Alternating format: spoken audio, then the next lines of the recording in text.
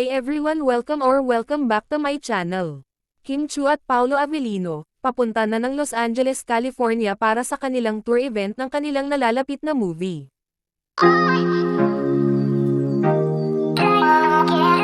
Makikita ang pagdating ni Kim Chu sa airport kung saan ay napaka-sexy at blooming nga nitong si Kimi. Makikita naman na una palang dumating si Paolo Avellino sa airport. Sa naturang video nga ay nagkaroon pa ng interview ang Kim Pao kay MJ Felipe.